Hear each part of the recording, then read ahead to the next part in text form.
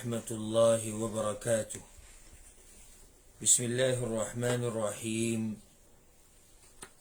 الحمد لله رب العالمين، والصلاة والسلام على أشرف الأنبياء والمرسلين نبينا محمد وعلى آله وصحبه أجمعين، أما بعد.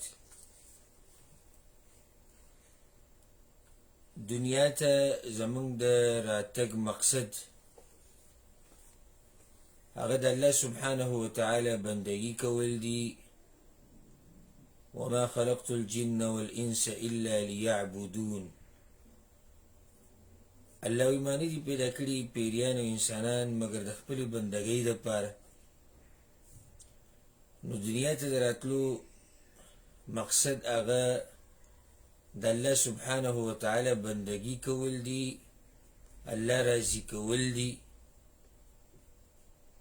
او د هر مؤمن دغه کوشش دی چې په څه طریقه باندې به زه الله راضي کومه، په څه طریقه باندې به زه جنت ګټمه، په څه طریقه باندې به نیکیانې ګټمه.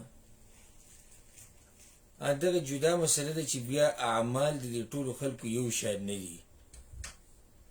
څوک پکې تکړه دي ډېر او څوک کمزوري دي، څوک الله ته مخکې کیدونکي دي او څوک درمیانه حال کې روان دي، او څوک هغه دي چې هغه شاته پاتې شوي دي والعیاذ بالله. خو مقصد دا دی چې په دې دنیا کې یو مقابله روانه ده.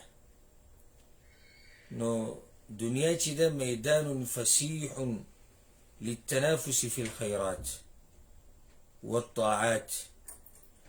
دنیا دا یو لوی پراخه میدان دی، کولاو میدان دی، غټ میدان دی په نیکیانو کې د مقابلې دپاره. لوی میدان دی. خو بیا دا خبره یاد ساتئ چې دا نیکیانې دا ټول یو مقام کې خو نه دي.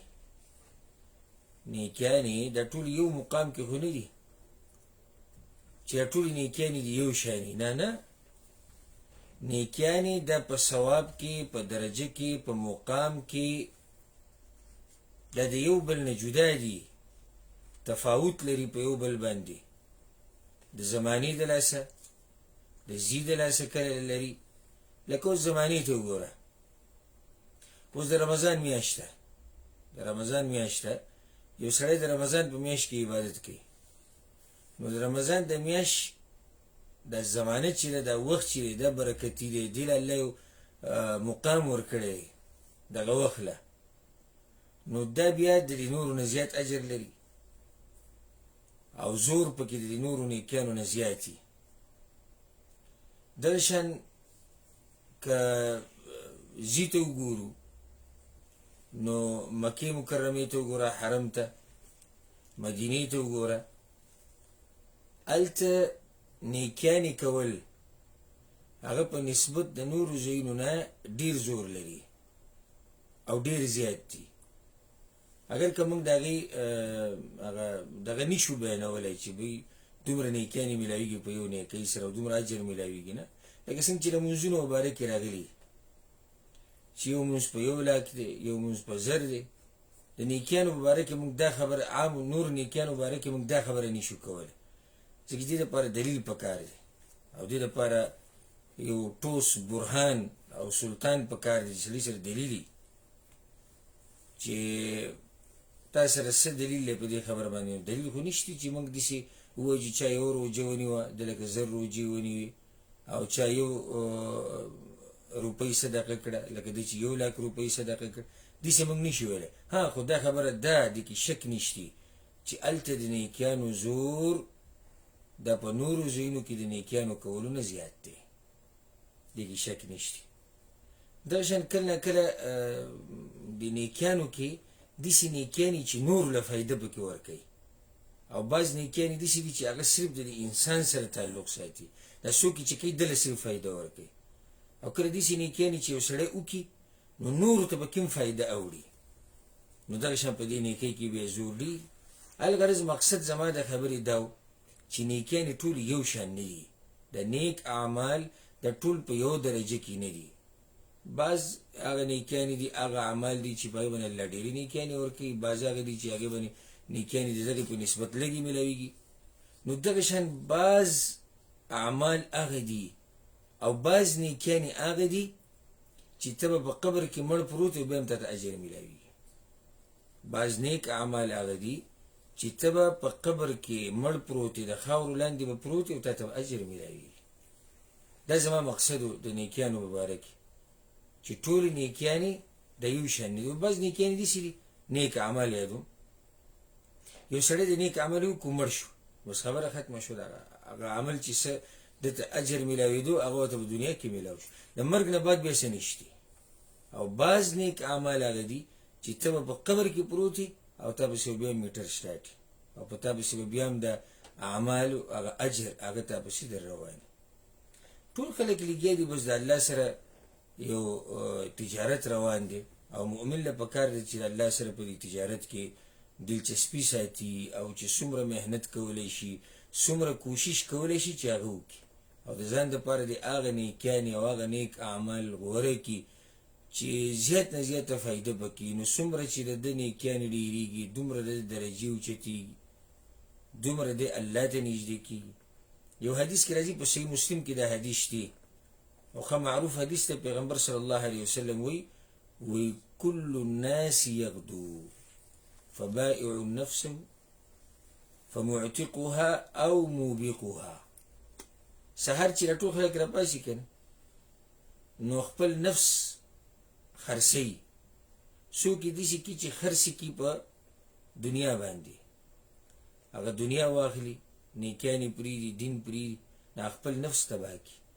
او څوک داسې وکړي، داسې محنت وکړي چې هغه خپل نفس او ځان د اور نه آزاد کړي. خو دوه قسمه خلک دي، درې مې نشته. یا هغه خلک دي چې خپل نفس یې تباه کړی دی، او یا هغه خلک دي چې خپل نفس یې د اور نه آزاد کړی. اوس ته دا سوچ وکړې چې ته به کوم وکړې. هر سهار چې موږ راپاسو موږ یو تجارت کوو، یا د خپل نفس آزاد که د جهنم نه، تا ته اختیار دی، او یا د خپل نفس هلاک کولی شي په ګناهونو کې او د الله په نافرمانۍ کې، او لار په جهنم والعیاذ بالله روانولی شي. دا اختیار تا ته دی. وهدیناه النجدین، قرآن کې الله وایي ما انسان ته دوه لارې ښودلي دي، دوه لارې ما انسان ته ښودلي او د مرضي. الله موږ له اختیار او مشیت را کړی دی چې هغه د الله د اختیار او د مشیت نه لاندې موږ مجبوره نه یو. ګورئ، مجبوره معنی دی چې الله په موږ باندې په زور دا کارونه نه کوي، بلکې الله سبحانه وتعالی موږ له عقل را کړی دی، موږ له اختیار را کړی دی، پیغمبران را لېږلي دي، کتابونه را لېږلي دي. د جهنم لار واضحه ده، د جنت لار واضحه ده. حدیث د نعمان ابن بشیر رضی الله عنه، مخکې ورځو کې موږ په دغه کې وي په 40 النوویه څلوېښت حدیثونو کې الحلال بین والحرام بین. حلال واضحه دي او حرام واضحه دي. هر څه الحمدلله الله واضح کړي. دې لپاره پیغمبران ولې رالیږلي، دا کتابونه ولې خو دقې د وضاحت لپاره. بیا د هغه پیغمبرانو نه بعد هغه سلسله الحمدلله علما هغه ذمهواري لګیا دي ادا کوي، هغه سلسله روانه ده، جاري او ساري ده.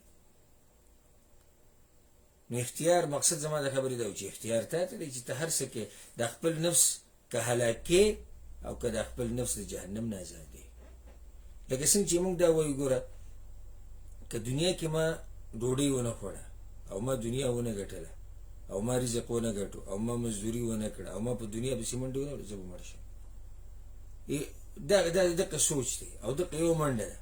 ټول د خېټې غم او سوچ او فکر دی چې زه چېرته مړ نه شم او زما بچي د لوږې نه مړه نه شي او زما بدن کمزوری نه شي او زما دنیا ګډه وډه نه شي.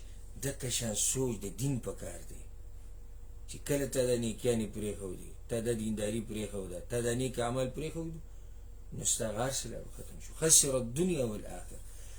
یو سړی دی روټۍ ورته میلاو نه شوه، ویې نه خوړه، زیات نه زیات به څه وشي، بیمار به شي، د هغې نه زیاته څه به شي، مړ به شي که نه، خبره ختمه شوه.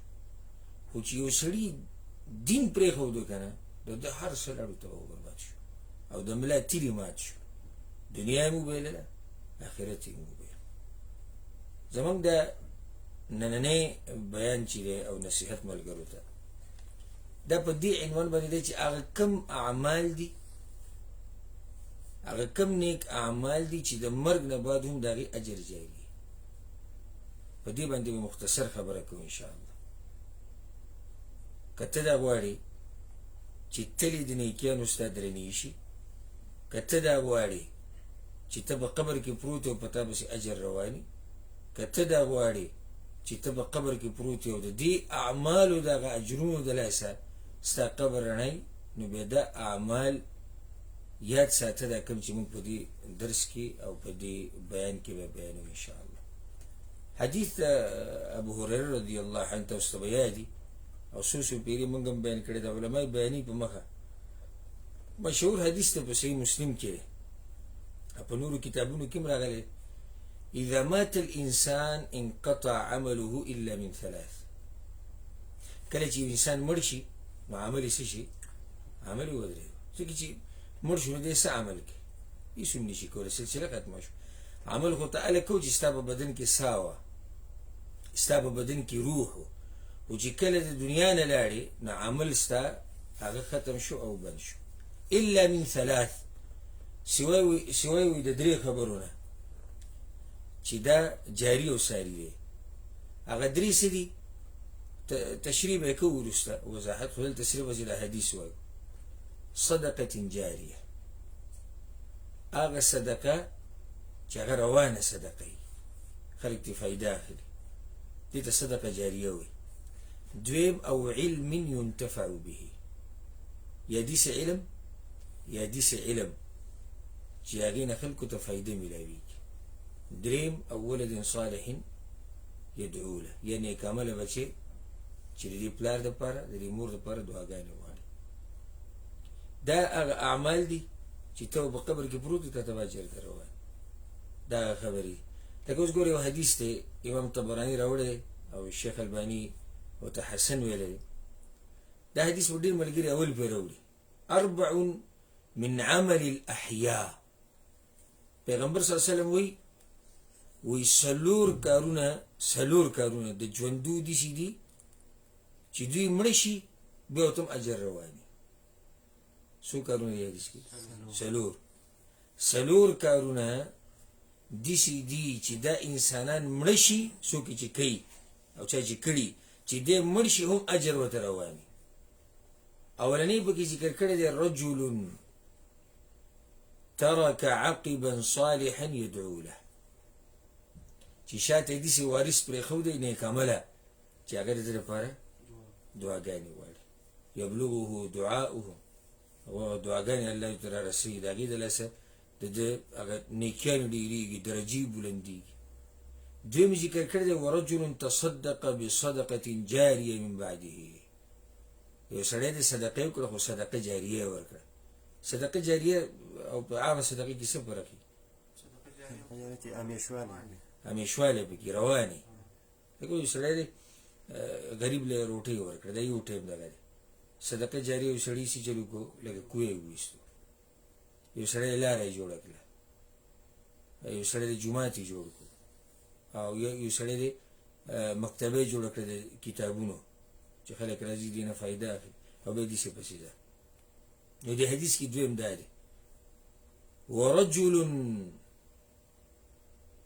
یو هغه سړی دی دریم چې علم یې زده کړی او خلکو ته یې ښوولی، فعمل به من بعده، او بیا خلک د ده په دې علم باندې عمل کوي د ده د مرګ نه بعد، د اجر هم روایي.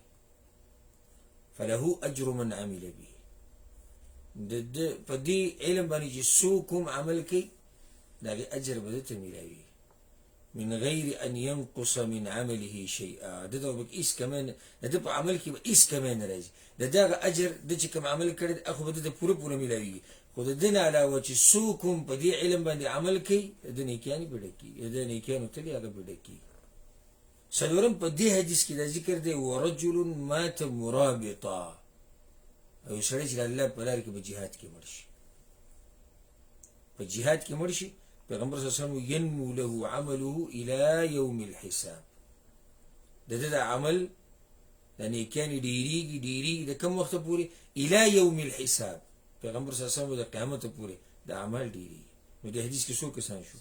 څلور. کم صالح اولاد چې شاته پریدي، صدقه جاریه، علم نافع او جهاد کې چې سړی مړ شي. نور به راشي ان شاء الله ما کې حدیثونه. اول دې باره کې د دې څو اعمالو باره کې لږ وضاحت کوو. اولنی به ذکر کو علم خورول او علم زده کول. علم خورول دا په څه طریقې سره علم خوريږي چې سړی علم وکړي خوري کېږي. کتاب لیکل، بیانونه کول، درسونه کول، داسې قسمه علم زده کول او خلکو ته خو دې ته علم نافع ویل کېږي. او شاته په ده پسې د اجر روان وي سبحان الله. ځکه یو حدیث کې دې سره راځي، امام ابن ماجه رحمه الله راوړی، وی من علم علما، چا چې بل چاته علم وښو، فله اجر من عمل به لا ينقص من اجر العامل. په دې باندې چې څوک عمل کوي د په دې علم باندې دته اجر ملوي.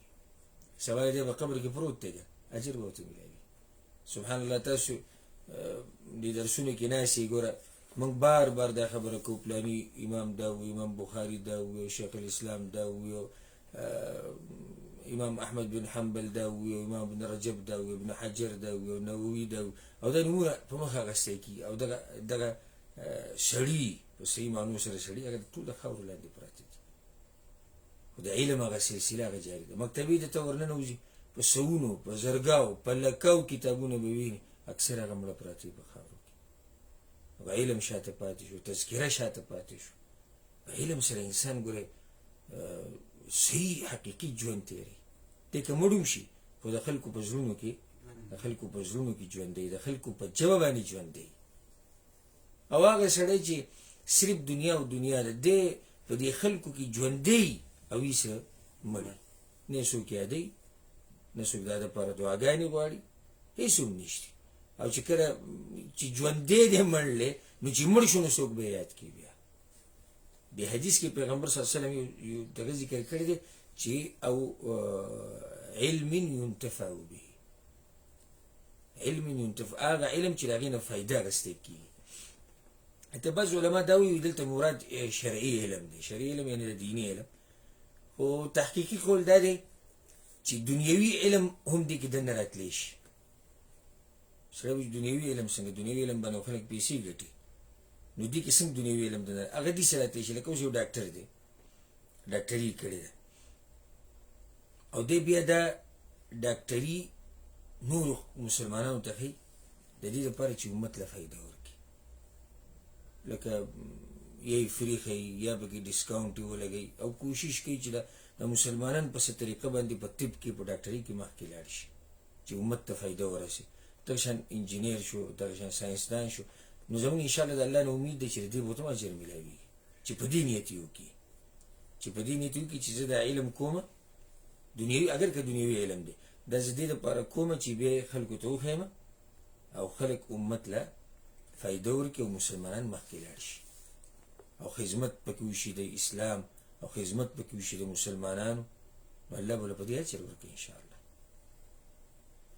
او نور د دې نه علاوه چې کوم دنیوي علوم وي، چې صرف دې دپاره چې زه پیسې وګټم، ما ته ښه مزدوري میلاو شي، او زه په ښځې کې کښېنم، نو هغه په دې کې دننه بیا نه راځي. او عام دلته مراد یعنی واضح ده چې دیني علم دی، ځکه چې دیني علم خلکو له فایده ورکوي. او د ټولو نه لوی علم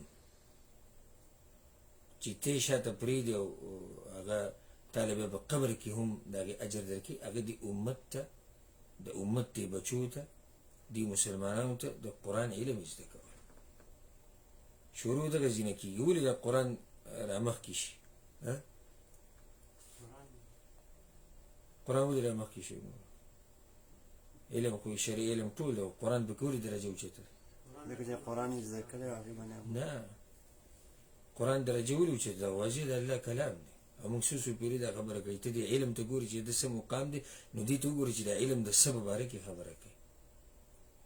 واضح ده چې قرآن د ټولو نه اوچت علم دی. قرآن یې زده کول، قرآن یې زده کول نور مسلمانانو ته. خو پیغمبر صلی الله علیه وسلم حدیث کې څه وایي؟ خیرکم من تعلم القرآن وعلم. په تاسو کې غوره سړی هغه دی چې قرآن زده کي او به نورو ته په صحیح بخاري کې دا روایت دی. ابو عبد الرحمن السلمي راوي الحديث دې حدیث راوي دی د عثمان بن عفان نه روایت کړی. یعنی ابو عبد الرحمن السلمي هغه عثمان بن عفان دا خبره کړې ده او هغه پیغمبر صلی الله علیه وسلم کړی. وی چې وذاك الذي اقعدني مقعدي هذا ابو عبد الرحمن. نو د دې غداس کوم د تناسو کنه دې حدیث تلاس څنګه تناسو د کوفی چې کوم جمعاتو په دې کې بده عبد الرحمن خلکو ته قران خو د عثمان بن عفان رضی الله عنه خلافت نواله او د حجاج بن یوسف د والی کېدو پورې د هغه وخت پورې د ټول عمر د قرآن په خدمت کې تیر کړی. اته پته و چې دا اجر په ما بسره روان دي څومره یعنی اجرونه هغه خلکو بسره روان دي چې شاته خلکو ته قرآن خولې دا هغه ویلې کی موږ چې کله دا وایو چې قرآن وخایه دا یو علم دی یا خلکو ته قرآن وخایه چې شاته بیا هغه وایو ته عجب زموږ بارای خلکو ته سوچ لار شي ټول ناول خپل بچو ته وخایه ستاده بچی چې کوم وخت پورې قرآن وایي. لکه اوس ګوره اسی ما کله مثال ته ماشومان راجمه کې کته دا وی چې بهر خلکو ته نشم خو او زه دغه مقام ته نشم رسیدلی نو آسان عمل اسی مثال ته ماشومان راجمه کو د خپل کور یا د گاونډیان یا د خپل خپلوان هغه دي کېنو او هغه ته سوره فاتحه وو کوم سوره ته سوره فاتحه ټول عمر له موږ په دې باندې ټول عمر له موږ په دې باندې کې اجر او ثواب شي راوړي. دا لاندې سورتونه دی ته نو خپل بچو ته قرآن وخایي د دې د سو پورې چې د قرآن د سلسله په تاسو سره روان او علما دې خوش قسمت دي په دې باب کې. حدیث کې راځي من دعا الى هدى كان له من الاجر مثل اجور من تبعه لا ينقص ذلك من اجورهم شيئا. فصحیح مسلم کې دا حدیث چا چې د هدایت طرف ته دعوت ورکو هدایت څه کې د قرآن او حدیث کې دی دین طرف ته دعوت ورکو نو څوک چې بیا په دې باندې عمل کوي دا بدت اجر ملایي. د علماء الله ډېر لوی مقام ورکړي او ډېر لوی موقع نه کېږي ته استه دا سوچ وکړه لکه اوس ته یو مسله زده کړه دی علم نه دی زده کړه ته چې په دې باندې سو پور عمل کې په دې کې اجر کې سره هغه شریک دی او ستا اجرم نه کېږي او دا هغه هم نه کېږي. شریک معنی دا نه چې د اجر نه کم شي ولته ولاړ شي نه ستا اجر به ته پوره ملایي او دا هغه اجر به ته پوره ملایي. خبيته بل چاته هو بیا غبل چاته هو بیا غبل ته هو او دا جنو د سلسله یې روانه څومره لوی خیر دی په دې علم کې. نو علم زده کوي او نور مسلمانانو ته وښایي. لکه پیغمبر صلی الله علیه وسلم علي بن ابي طالب ته سوي وی په الله مې د قسم علي کا الله ستا په لاس باندې یو سړي له هدایت ورکوي یو سړي نو دا ستاسو لپاره د شروع او قانون غوړه یو سړي ته هدایت چې یو سړی علم نشر کوي علم کې او خلکو ته خي او خلکو ته نشر کوي الله سبحانه وتعالى بدله دل څومره لوی اجر ورکوي. بیا دا فائدې ده چې دا علم نشر کول ګره صرف دا معنی نه چې ته لازم علم کې او غټ عالم بدنه جوړیږي محدث او مفسر او تو بیا خلکو ته علم کوي. نن سبا د علم نشر کول ډیر اسان شي دی الحمدلله. دی حق پرست عالم بیان نشر کوه دی حق پرست عالم کتاب نشر کوه میموري کارت نشر کوه کتابونه واخله د یعنی په سنسه طریقه باندې په انټرنیټ کې ویب سټ کولاو کا په انټرنیټ کې صفحه کولاو کا په واتس اپ کې ګروپ جوړ کا انستګرام دی او ټیلیګرام دی او هر بل ته په هر طریقه باندې دین نشر کولای شي ولله الحمد. یو حدیث ته نشر کیږي یو حدیث یو صحیح حدیث ته نشر کو په دې باندې چې بیا یو کس ویل دغه په عمل کوي دو ویل دغه عمل کوي درې ویل دغه عمل پنځه په عمل ته به کور کې د پروت به تاسو اجر درو نو چې د علماء سمرا اجر وګټو کوم چې بیانې سحر ماښام هغوی لګیا د دین دعوت کوي، قرآن بیانوي او حدیث بیانوي او دورې دي او درسونه دي او بیانونه دي او بیا دا په لکه او بې حسابه خلک په هغې باندې عمل کوي. د هغه د طرف نه ورته هغه خیر را ورسي، د هغه د طرف نه ورته د قرآن هغه آیت را ورسي، د هغه د طرف نه ورته هغه حدیث را ورسي. چې خلک خو قرآن او حدیث باندې عمل کوي، خو را رسېدلی چا د طرف نه واسطه خو منځ کې د عالم دی، که ډایرک خو هغه قرآن باندې نه پوهېدو او نه هغې ته رسېدو، عالم ورته بیانه کړم. تاسو ټولو ته زما دا نصیحت دی چې علم وکړئ او خلکو ته یې وښایئ. خو دا لازم نه چې ته به ډېر علم خلکو ته ښیې، که لږ علم دې هم خلکو ته وښو او د خلکو پې عمل وکړو، نو الله سبحانه وتعالی به تعالی اجر درکړي. ته به په قبر کې پروت یې او اجر به تا پسې شتاټي. څومره خوش قسمته سړی چې یو سړی ساعت یې وتی دی، په بدن کې حرکت نشتی او اجر پسې شاته اجر پسې روان دی. ګوره په دې حدیث کې یو ذکر شو صدقه جاریه. صدقه جاریه څه ته وایي؟ الوقف الذي يحبس اصله وتسبل منفعته. یعنی وقف هغه شی چې وقف اصلي وقف شي، بنیادي څه شي وقف شي، چې وایي دا خرڅولی نه شي، دا دلته د الله دپاره وقف شو او د دې چې کوم منفعت دی، کومه فایده ده، هغه به عاموي. دې ته وقف ویلی کېږي، صدقه جاریه. الله اکبر. پیغمبر صلی الله علیه وسلم یو حدیث کې یو څو اعمال ذکر کړي دي. د حدیث ګوره وکې دی، وإن مما يلحق المؤمن من عمله وحسناته بعد موته. یو مؤمن چې مړ شي نو په ده پسې چې کومې نیکیانې روانې د ده د مرګ نه بعد، هغه نیکیانې چې اجر یې د مرګ نه بعد روان دي، هغه کومې نیکیانې دي؟ علما علمه ونشره، چې علم یې خلکو ته ښوولی او څه یې کړي؟ نشر کړی یې. ملک صاحب مخکې دا وکړي چې لازم نه دی چې غوړ درسونه به تکې نشر یې که، دا هم صدقه جاریه ده. علم صرف نشر کوه بس، که ته نورو ته نشي ښوولی، تا سره علم نشتی، نو د علماو هغه علم نشر که، په دې به الله تعالی اجر درکوي. او دا هغه نیکي ده، هغه نیک عمل دی چې اجر به د مرګ نه بعد هم رواني. دویم په دې حدیث کې پیغمبر صلی الله علیه وسلم څه ذکر کړی دی؟ وولدا صالحا ترک، نیک عمل بچی پرېښودی. دې باره کې خبره روانه ده. ومصحفا ورثه، الله اکبر، ومصحفا ورثه، او شاته یې څه پرېښودی؟ قرآن یې پرېښودی. دا زموږ څومره لویه موقع ده او موږ څومره یعنې څومره غافله یو، موږ څومره غافله. اوس په هر ځای کې الحمدلله زموږ په علاقو کې مسلمانانو ملکونه هر ځای کې مدرسې دي، جوماتونه دي. ته یو مدرسې له یو لس قرآنونه واله، یو جومات له یو 20 قرآنونه واله، په دې به ستا څومره خرچه راځي؟ څو پورې چې دا قرآن ویلی کېږي، څو پورې چې دا قرآن ویلی کېږي، اجر به تا پسې در روان دی. او څومره اسان کار دی، قرآن په څو دی. خو چې ته چاته ووایي چې یاره صدقه، هغه اوس زموږ نه راځي صدقه جاري دی. خلکو دا مطلب دی چې صدقه جاریه دې ته وایي چې د 1 ملیون بلډینګ ودرې او د 2 کروړو ځمکه واري. نه، موږ سره که دغه صدقه جاریه نشي کولی، راشي بله اسانه طریقه شته. څه ده؟ د حدیث کې او مصحفا ورثه، یې قرآن ورکړی چاله. د حدیث کې بل دا ذکر شوی دی، او مسجدا بناه، یې څه جوړ کړی؟ جومات یې جوړ کړی. الله اکبر. دا هم صدقه جاریه کې دننه راځي. خو دې حدیث کې لږ وضاحت شوی دی او جدا جدا ذکر شوي دي. هسې ذهن ته مې خبر راغله، جابر رضی الله عنه روایت دی چې کله پیغمبر صلی الله علیه وسلم مدینې ته راغی، نو امر یې وکړو چې دلته جومات جوړ کړي. کوم ځای کې چې دېره شوی و که د بنو نجار په محله کې و، وایي دلته به جومات جوړ کړو، دا مسجد نبوي جوړو. نو دا کوم ځای چې غوره کړو دا د بنو نجار ځمکه وه.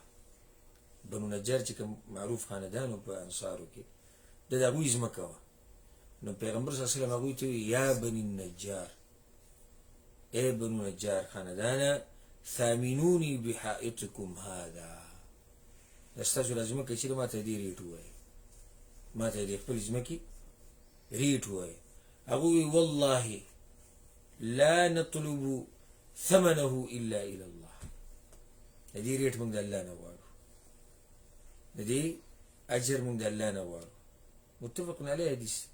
از سوچ وکړئ لکه دې خبرې ته ګورئ، د هغه وخت نه چې مسیح نبوي جوړ شوی او د اوسه پورې او د قیامت پورې بنو نجار ته اجر ملایږي.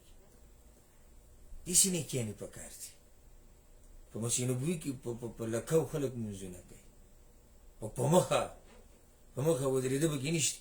د هغه وخت نه چې بنو نجار ځمکه ورکړې ده او د قیامت پورې سلسله د اجرونو الله اکبر هغه روانه. هسې د یو مثال چې صدقه جاریه څنګه لکه پیغمبر صلی الله علیه وسلم چې یو روایت کې راځي داسې ووایي، په صحیح بخاري کې هم شته، نورو کتابونو کې هم شته، من حفر روم فله الجنه. یو روایت کې راځي من ابتاع بئر روم فله غفر الله له. وایي چا چې د رومه کوې مسلمانانو دپاره واغستو الله به له جنت ورکړي. یو روایت کې راځي غفر الله، الله دې وبخي، غفر الله له. عثمان بن عفان رضي الله عنه پاسې فابتعته بكذا وكذا ويغسل مال ورکو دای چې کوم ریټ وغیرہ واغس. نو پیغمبر صلی الله علیه وسلم وی عثمان وی مسلمانانو ته او به مسلمانانو ته وقف کا اجر به ته ملایوي. او سوچ کا چې عثمان بن عفان څومره اجر ګټلی. اصل د کوی اسدا کومه مثال ذکر.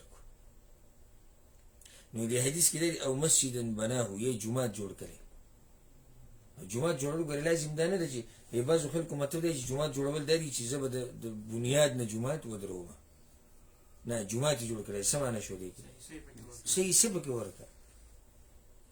لکه یو روایت کې راځي چې چا معمولی غونډه کې زه په جمعه کې یو ځای واغستو، معمولی غونډه کې د چرګې د چنچنې ده یا د کوترې ده هګۍ چې د دې امر کار دی به کې موږ وکړه د چنچنې او د کوترې د هګۍ امرزې دومره کار دی په جومات کې وکړو، دومره ځمکه دومره حصه دی به کې واغسته. پیغمبر صلی الله علیه وسلم بن الله له بیتا فی الجنه، الله به دای په بدله کې پوره کور جوړي په جنت کې. نو چې سړی به پوره جومات جوړ کړي. جومات جوړول خو صرف دا نه چې ته به یوازې ورته ودرېږي، راشه په دې کې ډېر کارونه دي، دې کې پنکې ولګوه، دې له رنګ ورکړه، دې له الماریانې، د دې کړکۍ، د دې دروازې، په دې کې صفونه، په دې کې قالینونه، په دې کې قرآنونه، په دې کې سپیکرې. الحمدلله ښه ډېرې لارې دي.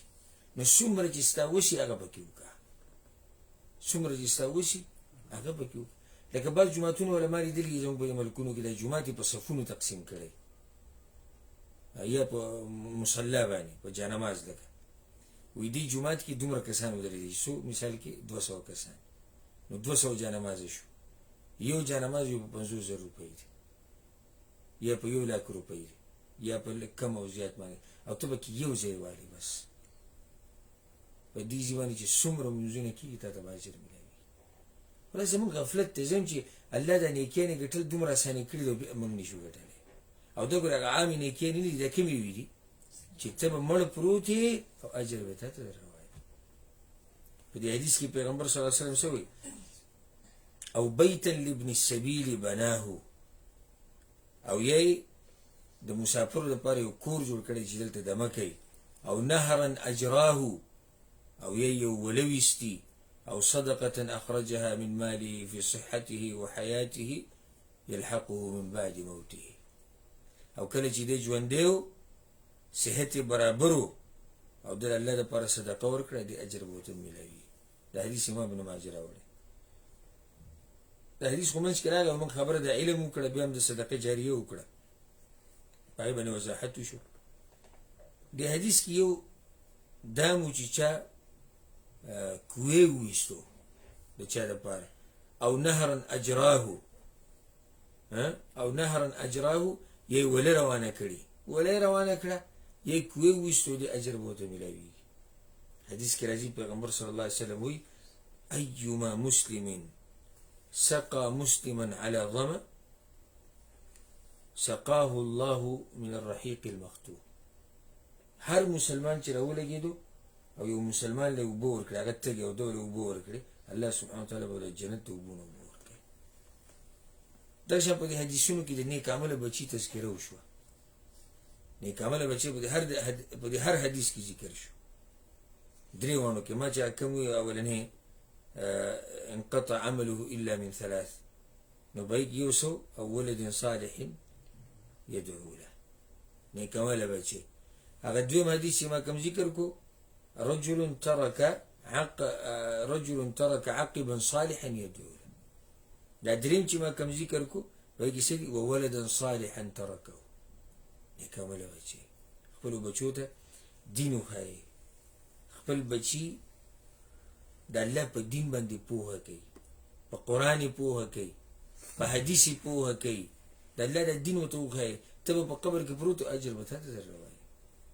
لکه یو حدیث کې څه راځي، امام احمد امام ابن ماجه راوړی، پیغمبر صلی الله علیه وسلم وایي ان الله عز وجل، دا ډېر د خوشحالۍ حدیث دی، ان الله عز وجل ليرفع الدرجة للعبد الصالح في الجنة.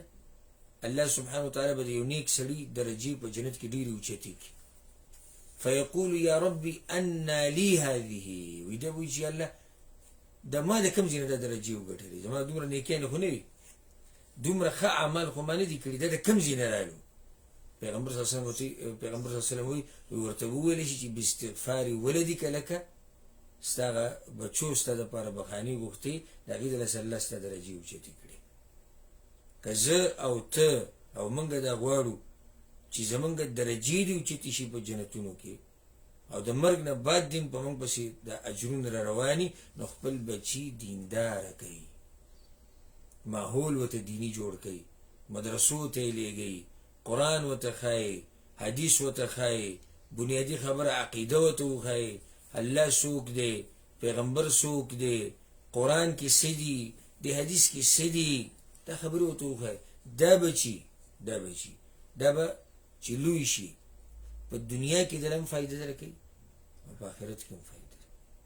دنیا کې فایده دا ده چې کم بچي ته د دین وښو دی به د قدر کوي، کم بچي ته چې د دین وښو دی به سره مرسته کوي، کم بچي ته چې د دین وښو دی به تا سره ولاړې وجه دا چې هلته هغه د الله خبرې واورېده، د پیغمبر یې واورېده چې د مور پلار سره به احسان کوئ. او یو بچی ته په یونیورسټیانې وي او ګټې ګټې ډګریانې او ډاکټر او انجینیر او هر سړي ته جوړ کړو، په آخره کې بیا نتیجه سره وځي د بازو چې هغه مور پلار هغه د کور نه وشړي او دوی په انګلیش نه پوهېږي او دوی د نن سبا د حالاتو مطابق ژوند نشي تېرولی. دا هغه بچي دي چې ده به په لکاو روپۍ ولګولې.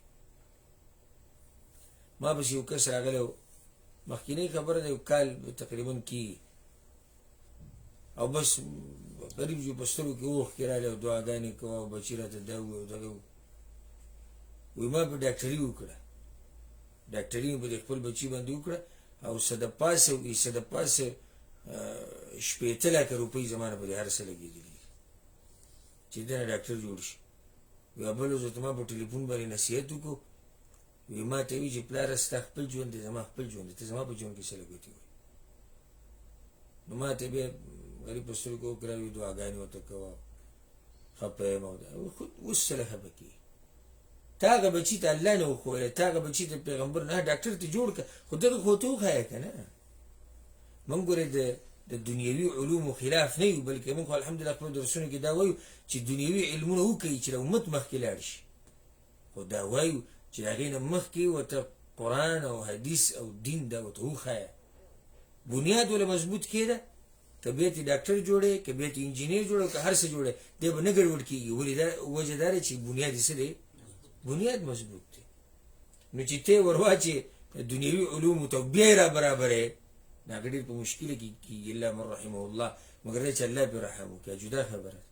خو نور ډېر مشکلي چې ته یې پرېږدې په دنیا کې ازاد او دنیوي علوم او بهر ملکونو ته لېږي او د انګریزانو ملکونو ته لېږي او هلکان او جنکۍ یو ځای او نشې تماشې او بد حالت، او بیا د هغې نه بعد وروسته په آخري وخت کې بیا وایي چې دلته اوس زه دین لار کیمه او کوشش کوم چې د دیندارۍ ته راوړي. هغه به ډېره ګرانه ده، مګر دا چې الله رحم وکړي. نو بچو ته دین وښایي. که تاسو دا غواړئ چې قبر کې پراته او دغه د پسې د رواني د اجر او میټر سټاټي، بچي دینداره کوي.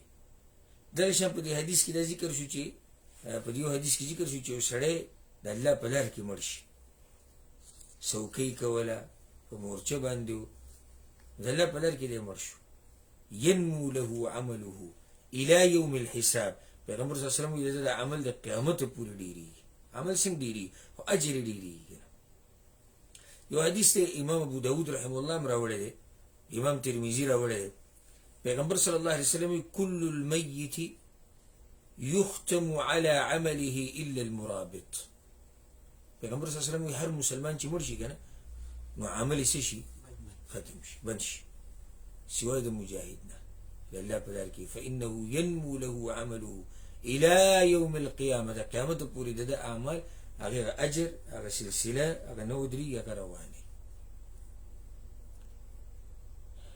امام سیوطی رحمه الله یو څو شعر ویلي دي په کې د اعمال راجمع کړي د سره فائدې لپاره به وایم او ډېر خوندور دي وإذا مات ابن آدم ليس يجري عليه من فعال غير عشر وکله چې د آدم بچی مړ شي نو د اعمال ختم شو او نور اجرونه پسې نه ځي سوای د لسونه علوم بثها ودعاء نجل وغرس النخل والصدقات تجري علوم بثها چې علم کړي او نشر کړي ودعاء نجل د بچی دعاګانې وغرس النخل ونی لګول ونی نه هلول څه فائدہ ده خلق به سورو ته کینی زناور ته پیدا کړي چنچنې ته پیدا کړي مارغان ته ارسه عامه فائدہ ده والصدقات تجري وصدقه جاريه بيوي چې وراثه مصحف ورباط ثغر وحفر البئر او اجراء نهر مصحف قران چاله ورکول او د الله په لار کې په جهاد کې ځان جهاد ته سختو ته تړل وحفر البئر او کوې کنسته او اجراء نهري او یا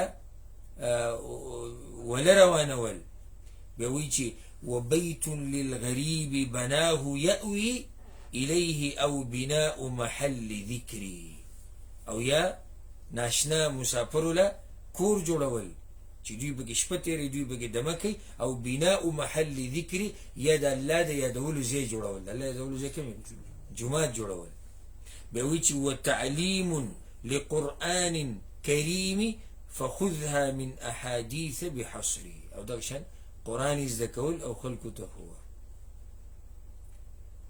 سوق به ذکر کوي امام سیوطی کوم ذکر کوي علم دعاء د بچی دعاء وننه هلول صدقه جاریه قرآن او مصحف ورکول چاته جهاد کول کوهی وسته ولا نهر وسته مسافر د پر کور جوړول جمعات جوړول او د قرآن علم